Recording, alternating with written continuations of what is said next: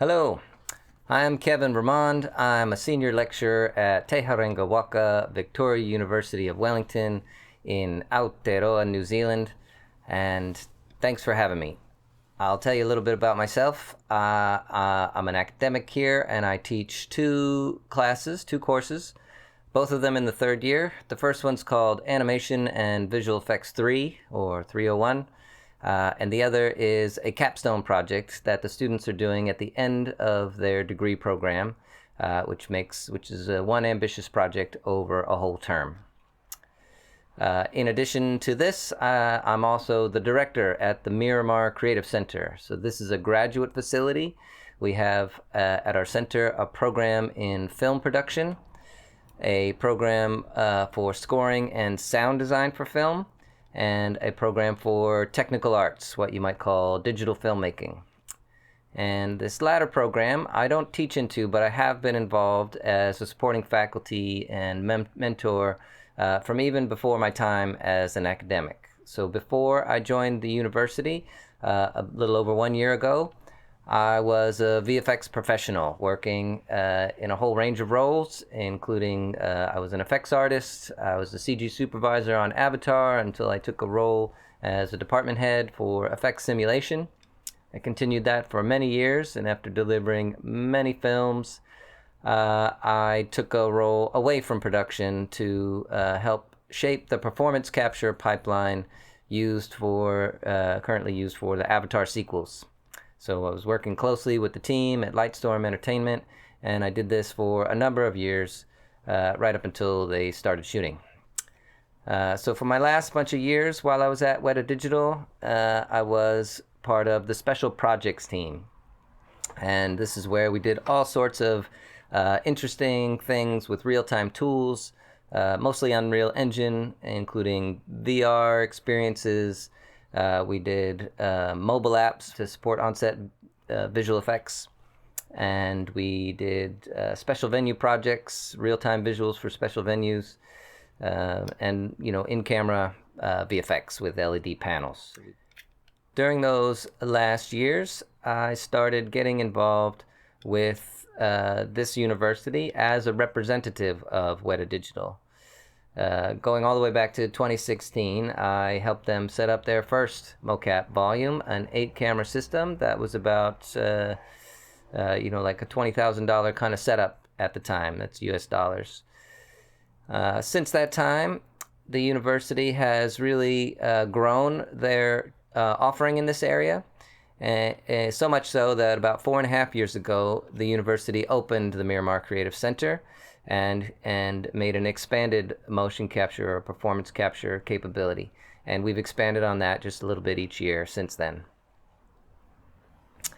The Miramar Creative Center is a fit-for-purpose production facility, and it's here where I'm doing my current research around performance capture for CG character-driven content, and I'll tell you a little bit more about that now. So this is a project that I've called Rapid Media, and I was very fortunate to be awarded a mega grant to continue pursuing this.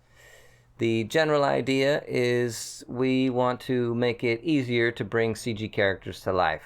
We're trying to tame a complex performance capture pipeline, and we're doing this, a little bit at a time. Our approach to making a robust and refined workflow is to try making content, and this is in the same way that Unreal Engine is developed and enhanced by Epic making games. We're doing the same thing. We're driving our development efforts by trying to make linear media. And in our case, we're creating CG content for these user-generated content platforms like TikTok and Instagram. We're doing this through Unreal Engine, using it as the hub for all of our performance data to come into, with the aim to capture final pixels as easily as taking out your phone and making a TikTok.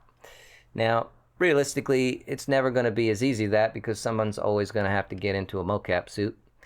But we can get pretty close, and I've been sharing my progress on this effort on a YouTube channel called Trash Praxis. I'd love it if you joined me and checked out what we've got going on there. So our setup is pretty nice. We've got a decent-sized room with now 30 cameras in our OptiTrack system, cannibalizing the first 8 cameras and adding some a few times in a few different stages. In addition to this, we've got 2 head-mounted cameras from Faceware. We've got one iPhone that we're using for face capture. And last year, we added StretchSense gloves. StretchSense is a company here in New Zealand that makes motion capture gloves, and we've been using them. In addition to this, we've also got a witness camera that faces into the volume, and that's piped into a video recorder. And we can, of course, record multi-channel production audio. And this together, all of this is like everything you would need for a real professional grade performance capture environment.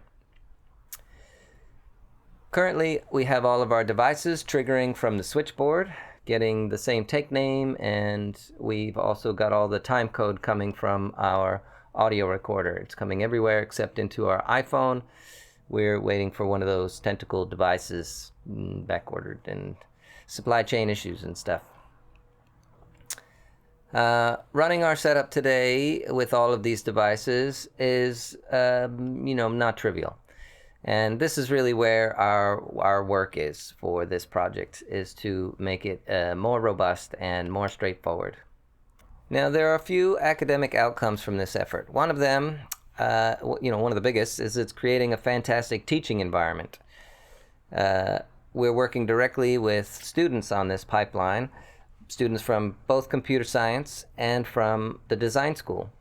They get to work on practical, purpose-driven issues. And a great example of this is recently James Drown, as part of accredited course, added the ability for us to record from switchboard the hand engine solver. This is the solver for the StretchSense glove.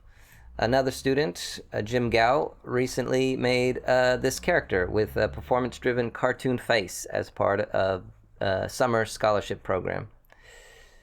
As the news term is starting, I've found 2 new students, 2 new super engaged students to get involved in this work, one from design and one from computer science. Another great academic outcome is how this effort has been rolled into or incorporated into our curriculum generally. So for my 3rd year course, my 301 course that I mentioned, I've been developing a little module that is 3 lessons, sometimes 4. That's a dense, fast-paced look at using Unreal Engine for making linear media. Now, these tutorials are fast-paced and dense, but together with the materials on the Epic Learning Portal, we're getting really good results. I marry these lectures with additional lectures. They're more like tutorials, and I marry these tutorials with lectures on filmmaking topics like crafting narrative, using cinematic language to enhance storytelling. We talk about camera motion, framing, cinematic use of sound, storytelling through editing. All of these topics are going to help them make films, but they're all very deep topics, so we can't really go too far into them. And this is one of the real challenges that we face in teaching these highly technical arts, like animation and visual effects. There's a lot to know. And, this tweet here really has got a great way of saying that. But what we're doing is trying to expose them to these topics and trying to put them into practice so they can do learning through doing. So the specific tutorials that I'm running with my 3rd year class, I'll talk more about that. Only about 20% of these students have had any exposure to Unreal Engine, and they've gotten that either through a VR course or a game course. The rest of them are all brand new to it. Maybe I'll talk a little bit about my structure. The basic structure looks like this. I start with a walkthrough of the Epic Launcher. So we look at the Learn tab where they can find more information. I point them at the Marketplace. We talk about how the engine is installed. I cover the whole what I call the project paradigm and how that's distinct from other digital content creation tools. We look over the whole of the interface and give them some clues about that. There's a section on talking about levels, version control, a little bit about environments and materials. We talk about the sequencer and cameras, and then wrap the whole thing up with how you go about rendering out. Now, all of these topics are split up over 3 or sometimes 4 lessons, And all this while, I have them preparing a project. I encourage them to go find assets on the marketplace, both character assets and environment assets, so that they can do some staging. And I get them to focus on things, particularly if they're doing this from home, I get them to focus on assets that I'm familiar with that I know are not overly demanding. Things like the Paragon characters, the Edith Finch rooms, environments like the automotive beach and similar environments. And all this so that they can, not get overly taxed by complexity. Some students are going to bring their own character assets into this, or their own models, and that's totally fine. That works really well. But really, one of the greatest things that come out of this is how we can use this as an opportunity to teach filmmaking topics like cinematic language, and using the camera for storytelling. I also make an effort to cover some ideas around lighting, including how to light a nighttime scene. At the end of all this, they're delivering a multi-shot sequence that demonstrates some amount of understanding of these topics, like narrative and cinematic language. In the second term of year 3, the students go on to make this capstone project that I mentioned, and these are narrative shorts, and they're invited to use whatever tools that they are comfortable with. And last year, this was the first year that we ran this program, and we had about 25% of our students were using Unreal Engine for this.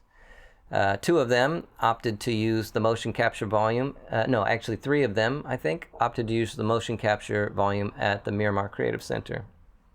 This year, I expect to support the students even further, both through the center and through 2 accent suits that this university has purchased at the start of this year. And these were purchased specifically for use with the undergraduates. And this was not an insubstantial cost. I think these were something like $60,000 for our setup, which included 2 setups, I should say, enabling us to have 2 performers at once. These also included Manus gloves and a range of different suits in different sizes.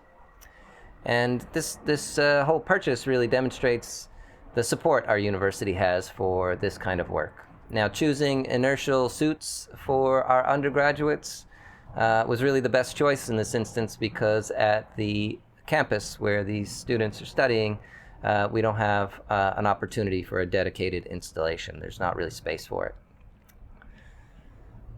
I've also done a version of this same lesson plan in the form of a 2-day workshop for even younger students, most of these students with no experience with 3D or other digital content creation tools. So I did this twice last year as part of a program called Match, and this is run by the Maoriland Charitable Trust. They've got a center in Otaki. This is a lovely community about an hour north of Wellington.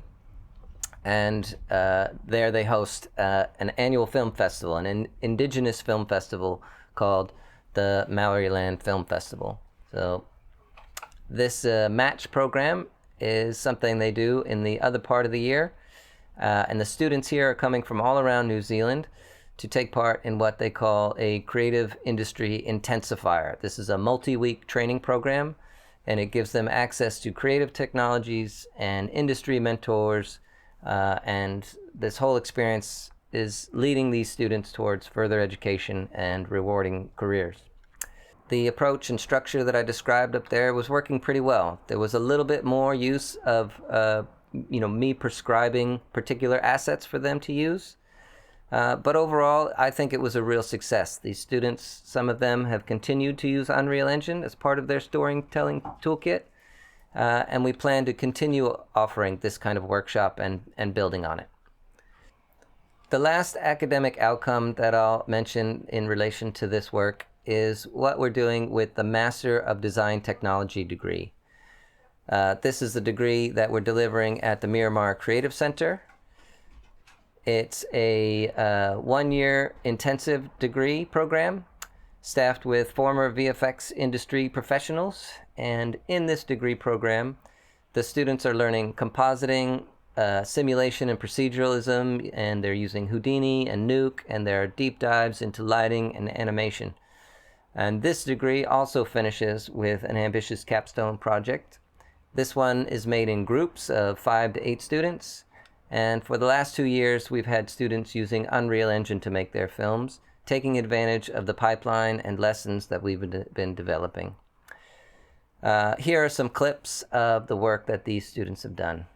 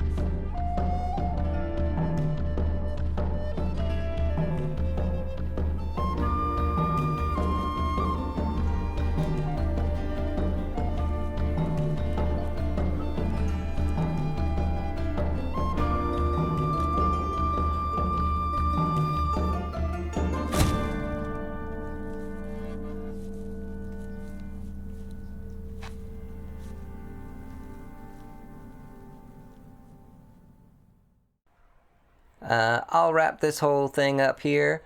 In general, I think our program is working really well. We've got a great thing going and a lot we can build on. I want to thank you for the opportunity to share my experience, and I have best wishes for you all. Thanks.